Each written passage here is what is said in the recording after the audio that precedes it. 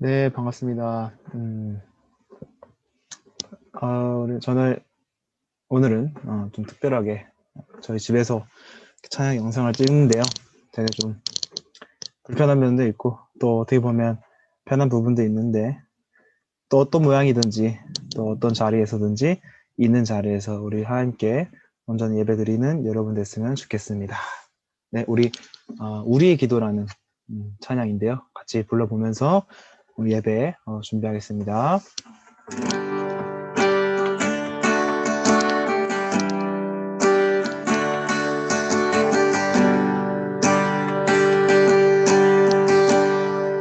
오늘 이 자리에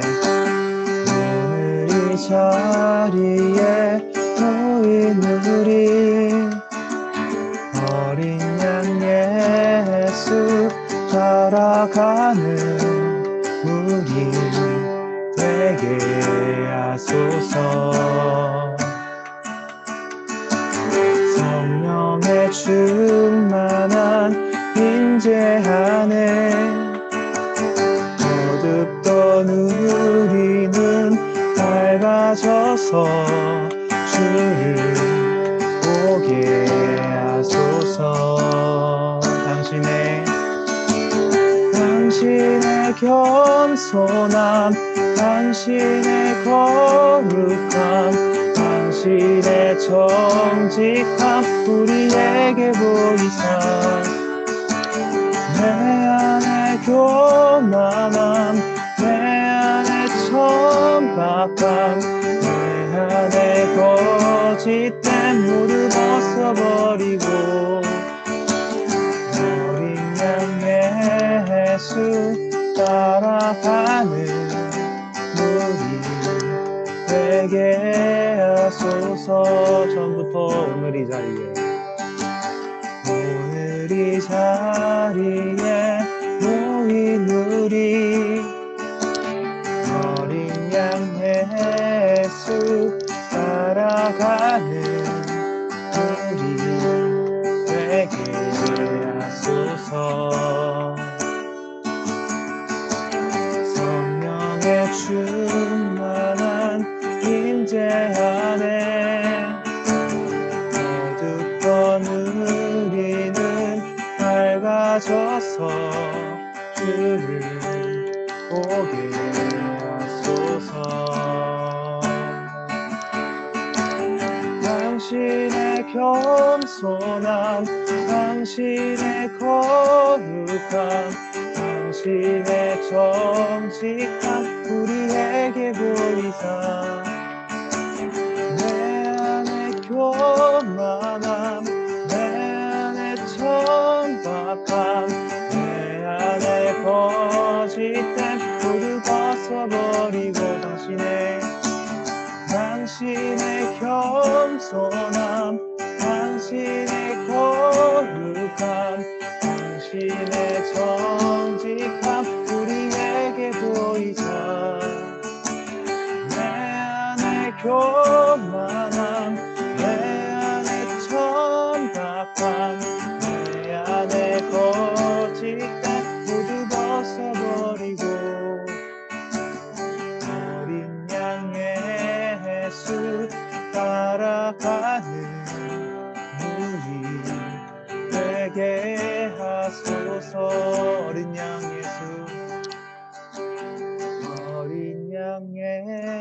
예수 따라가는 우리 되게 하소서.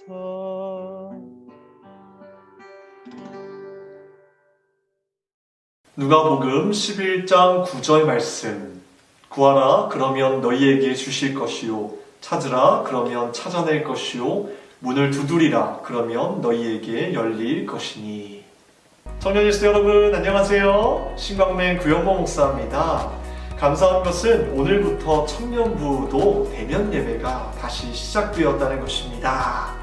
그럼에도 여러 가지 어려움으로 못 오시는 분들을 위해서 온라인 예배를 계속해서 보내드리도록 하겠습니다. 여러분, 지난주에 말씀드린 도전 과제는 잘 지키셨나요? 기억나시나요? 천천히 하기였습니다. 여러분들이 만약 이 훈련을 계속해서 해 나간다면 반드시 영적으로 도움이 될 것입니다. 오늘은 기도에 관해서 우리의 생각을 조금 바꿔보는 시간을 가졌으면 합니다. 예전에도 한번 말씀드렸는데 우리는 기도를 굉장히 어렵게 생각합니다. 그 이유는 우리가 접근을 어렵게 하기 때문입니다. 여러분들은 처음부터 하루에 1시간씩 기도하자 이런 말도 안 되는 목표를 설정해서 실패하기도 하고요. 또 어떤 분들은 기도를 통해 뭔가 얻어내려고 해. 이거 안 주면 하나님 죽고 나 죽 거야. 그러니 맨날 기도가 전투인 것입니다. 그러니 지치는 것입니다. 저도 이러한 틀 안에서 기도하다 보니 굉장히 지쳐 있었습니다. 그런데 최근에 제가 깨닫게 된 것은 기도에 실패하고 낙심하고 있을 때 로렌스 형제라는 사람이 이런 이야기하는 것을 책을 통해 보게 되었는데요. 이분이 이렇게 말합니다. 여러 해 동안 나는 기도에 실패했다고 생각 때문에 괴로웠다. 그러던 어느 날 나는 언제나 기도에 실패할 수밖에 없다는 것을 깨달았고 그 이후로 나의 기도 생활은 훨씬 나아졌다라고 고백하고 있습니다. 여러분들은 어떻게 생각하십니까? 저는 이 고백이 저에게 큰 도움이 되었습니다. 이분의 고백처럼 실패할 수밖에 없다고 생각하고 이 괴로움을 내려놓으니 그때부터 하나님이 더 가깝게 느껴지고 진짜 내 모습, 꾸밈 없는 내 모습으로 하나님 앞에 나아갈 수 있게 되었습니다. 실패할 수밖에 없다는 것을 인정하고 자유롭게 기도하는 것, 그것이 중요하다는 것입니다. 예전에도 말씀드렸지만 기도를 통해 그저 하나님의 사랑을 받을 수 있도록 여러분들의 자신을 내버려 두는 것부터 시작하시기 바랍니다. 우리는 보통 언제 기도합니까? 고난이 찾아왔을 때, 힘들 때만 기도합니다. 어쩌면 하나님은 이럴 때만 기도하는 우리들을 보면서 때론 우리가 얄밉고 또 서운해하실 것 같은 생각이 듭니다만 부정할 수 없는 한 가지 사실이 있죠. 하나님의 속성 중 놀라운 것은 사람들이 오랜 세월 동안 하나님을 무시하다가 순전히 자기가 힘들고 급해서 하나님을 찾더라도 받아줄 정도로 우리 하나님은 겸손하시다는 것입니다. 그런데 우리의 기도가 실패할 수밖에 없는 이유는 분명히 있습니다. 무엇일까요? 아이러니하게도 기도하는 자에게 가장 필요한 믿음이 없다는 것입니다. 안타깝게도 기도에 대한 믿음이 없습니다. 기도에도 소용이 없다는 것, 기도에도 어차피 변화될 것은 없다는 그 은근한 생각이 우리를 주장하고 있기에 기도에 힘이 없는 것입니다. 여러분, 그런데 요한계시록 8장을 주목해 볼 필요가 있습니다. 아시다시피 요한계시록은 사도 요한이 반모섬에서 잠시 유배되었을 때 성령님의 특별한 계시와 환상을 통해 받은 말씀입니다. 이 말씀의 초점은 예수 그리스도의 재림이며 주로 재림 직전에 있을 대환란에 관한 예언의 말씀이 기록되어 있습니다.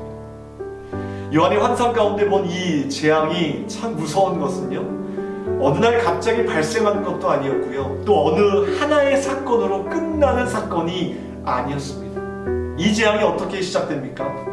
보좌에 앉으신 하나님의 오른손에 있는 책, 즉 인봉된 두루마리 책에 쓰여 있는 대로 하나님의 계획 안에 대환란은 진행되는 것이며 그 안은 오직 다윗의 뿌리이자 일찍 죽임당한 어린 양이신 예수님만이 뗄 수 있고 그 책을 펴실 수 있다는 것입니다.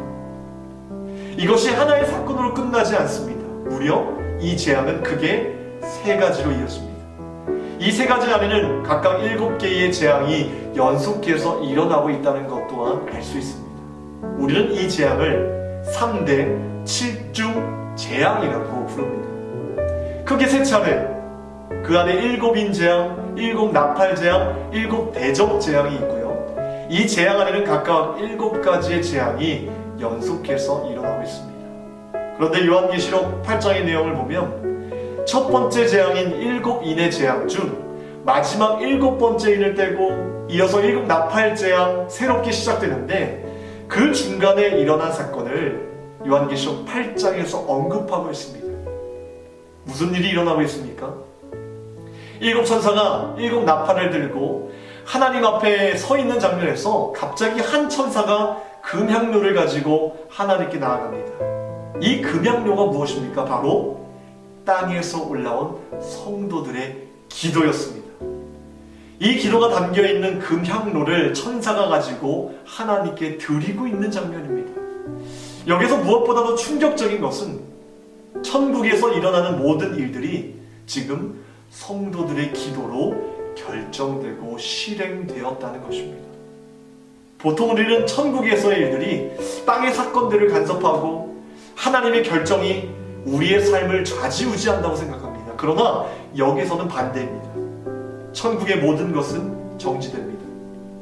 천군 천사들이 쉬지 않고 하던 노래와 찬양이 갑자기 멈춥니다. 왜 그럴까요? 이유가 무엇일까요? 누군가 기도하고 있기 때문입니다. 당신과 나 같은 진짜 인간의 기도가 지금 천국에 개입되고 있다는 것입니다. 여러분, 오늘 본 말씀인 누가복음 11장에서 예수님께서는 기도에 관해 이런 이야기를 해주셨어요. 갑자기 밤에 손님이 찾아왔습니다. 그런데 대접할 것이 없었습니다. 여러분, 유대인들에게는 나그네 환대법이 있습니다. 무조건 대접을 해야 합니다. 그런데 때마침 빵이 다 떨어진 것입니다. 그래서 집주인은 옆집 또리네 집으로 갑니다. 또리네 집의 상황은 이렇습니다. 또리를 한두 시간을 달래서 겨우 재웠는데 갑자기 밖에서 뚝뚝뚝 하는 소리가 들리는 것입니다. 나가보니 이 밤에 친구가 예의도 없이 그저 빵을 달라는 것입니다. 그래서 또리 엄마는 뭐라고 말합니까? 이 밤에 무슨 짓입니까? 나를 괴롭게 하지 말고 가라는 것입니다. 내가 애들을 어떻게 재웠는데 그런데도 계속 요청하는 것입니다. 지금 당장 빵을 달라는 것입니다. 참 어이가 없죠? 예의도 없고 막무가내입니다. 그런데 예수님은 이에 대해 이렇게 말씀하셨죠. 이 간청의 기도로 또리네 엄마는 그가 요구하는 대로 빵을 얻게 되었다. 그러면서 이런 말씀을 덧붙이셨습니다. 구하라, 그러면 너희에게 주실 것이요. 찾으라, 그러면 찾아낼 것이요. 문을 두드리라, 그러면 너희에게 열릴 것이라. 아멘. 성경에서 말하는 이 모든 기도는 마치 하나님과 흥정하면 보상이 있다는 것입니다. 이것을 의도적으로 예수님께서 말씀하고 계십니다. 다시 말해 비위에 맞춘 뻔드르한 기도, 예의 있고 격식 있는 기도는 성경과 거리가 멀다는 것입니다. 성경의 기도는 뻔뻔하고 끈덕지고 부끄러운 줄 모르고 체면을 차리지 않습니다. 이것은 교회에서 흔히 하는 예의 바른 긴 독백보다 돗대기 시장에서 벌어지는 흥정과 더 비슷하다는 것입니다. 기도는 상황을 변화시키고 기도하는 자에게 역사가 속한다는 것입니다. 여러분, 그러면 우리는 어떻게 기도해야 됩니까? 무엇보다 먼저 기도에 대한 믿음을 가지십시오. 이것이 먼저입니다. 또한 매일 같은 시간으로 기도하십시오. 5분이면 5분. 할 수 있는 만큼 기도하시길 바랍니다. 자기한테 가장 좋은 시간은 자기가 알고 있습니다. 새벽이면 새벽, 저녁에 자기 전에 하루를 정리하며 기도하는 것이 유익이라고 생각하면 저녁에 기도하십시오. 또한 기도할 환경에 특별히 신경 쓰십시오. 예수님께서는 새벽 미명에 한적한 곳으로 가사 거기서 기도하셨습니다. 그리고 마지막으로 한 가지 더 말씀드리고 싶은 것은 단순한 기도를 드리시기 바랍니다.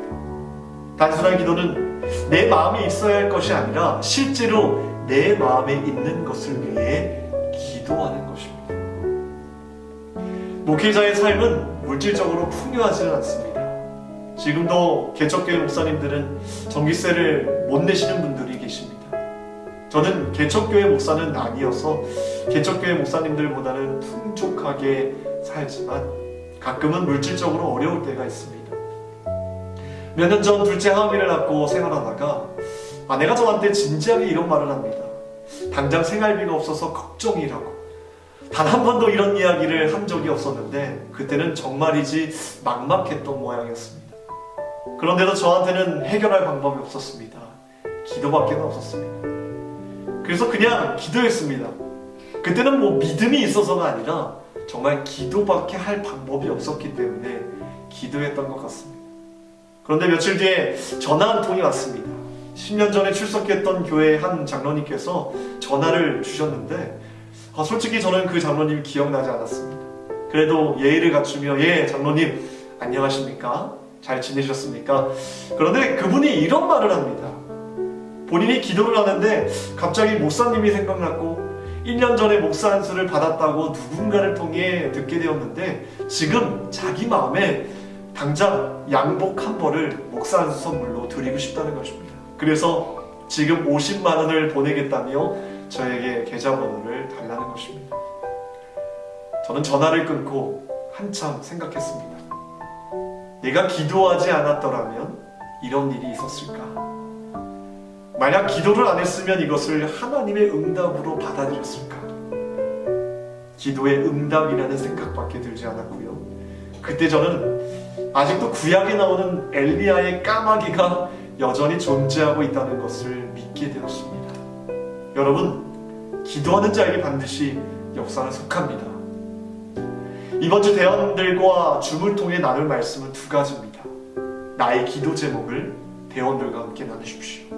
그리고 기도 응답받은 경험이 있다면 그 풍성한 은혜를 함께 나눠보시길 바랍니다. 기도하겠습니다. 하나님, 기도에 대한 믿음을 주시옵소서. 내 마음에 있는 것을 거짓 없이 아뢰 수 있는 용기를 주시옵소서. 기도를 통해 위로하시고 응답하시는 하나님을 만나길 원합니다. 예수 그리스도의 이름으로 기도하옵나이다.